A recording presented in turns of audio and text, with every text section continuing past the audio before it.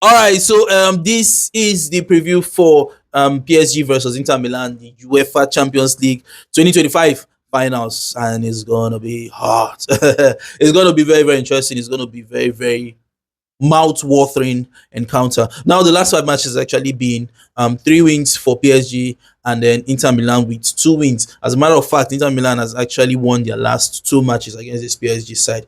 You get, but I don't think that really helps. You understand? I don't think that really comes into the fore. PSG are already winners of the League One, already winners, and as well as taking their not the French this thing, Junior Cup. Basically, they're already winners. They've taken that one. Osman Dembele has actually been one of the best players so far this season, and he's actually. I think he has scored the highest number of goals in 2025 alone. So I don't know what they put for that one head. But Usman Dembele has been fantastic. He's been terrific for the PSG side. You get me. Now, the PSG will definitely be coming up in their.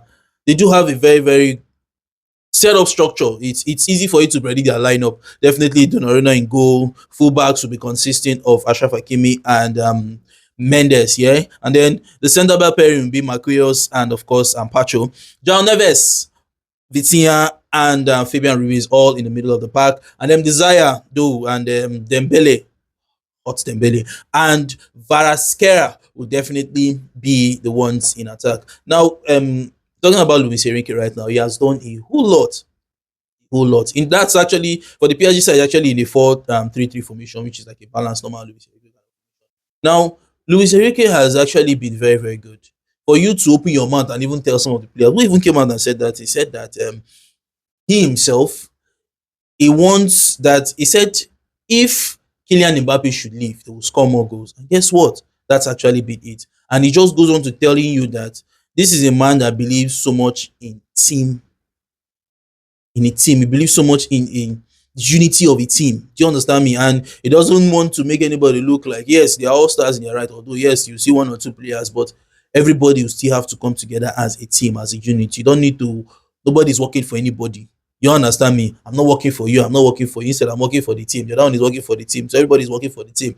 And that's one very, very good thing about Luis Enrique. You get me? Now it could be the very first coach to give in PSG their first UEFA Champions League. Of course, he has the opportunity to doing that from 8 p.m. By then, suppose all know who actually win now. So he has the opportunity to doing that as well as getting a treble for himself. He's done well. He's done well. Luis Enrique has really done well for himself. Now, going into the lineup basically for the Inter Milan side, of course, Jan Sommer has actually been good this season.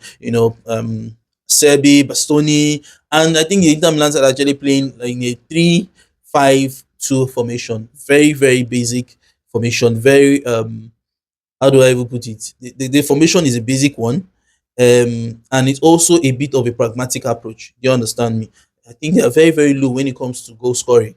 This Inter Milan side, they focus more on let us manage our game more. You understand? Than let us play our game. I don't know if you understand what I'm saying. They focus more on I want to make sure that there's a balance to this our game. I want to make sure that these people don't score us. They focus more on that as opposed this is our own style of play. Let us impose our style of play no matter what.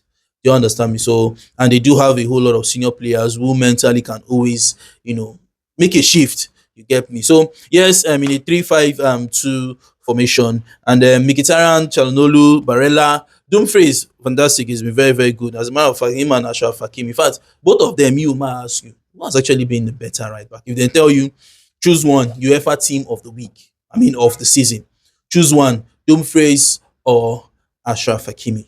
Choose one. I don't know, but I think it's a very very close call. Dumfries has really been fantastic. Dumfries has really been good. The Marco definitely there as well, and then Lautaro Martinez and of course Thuram who has actually been both of them been okay, been decent this season. Now let's go into versus team versus team. Now one of the weak points I feel for the PSG side is this. Now to buttress my point here, if you could remember when Liverpool beat Inter Milan PSG 1-0, yeah, it was when Darwin Nunes came into the scene. Yeah. And when Darwin Nunes came into the scene, about two times when he went toe to toe with Marquinhos, he was able to beat Marquinhos when it comes to physicality. Do you understand? He was able to beat him when it comes to that physicality. Now, the third time he did that was when Nunes was able to give the assist to, Harvey Elliott. So what am I trying to say? What I'm trying to say is, if you have a Marcus Thuram who is a physical person, who is strong, who can do the hold up play, I think it's going to be too much, somewhat, for Marquinhos. I think it's really going to be too much for Marquinhos because I Marquinhos I don't think can handle that mental, that physicality of a forward that is very, very physical, that is strong, that is up there. I don't think Marquinhos can do that. Now, I'm not talking about positioning. I'm not talking about positional intelligence. I'm not talking about that. But I feel like coming toe to toe physically with coming toe to toe with a player that is very physical. All right, I think would cause him a lot of problem. Now, the weak point for the to me, the weak point for the Inter Milan side, I'm looking at and I'm saying, hey, the midfield.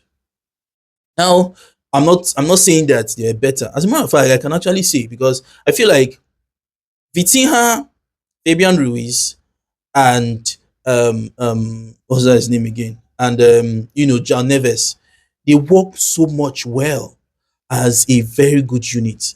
There is movement. They all move almost at the same pace.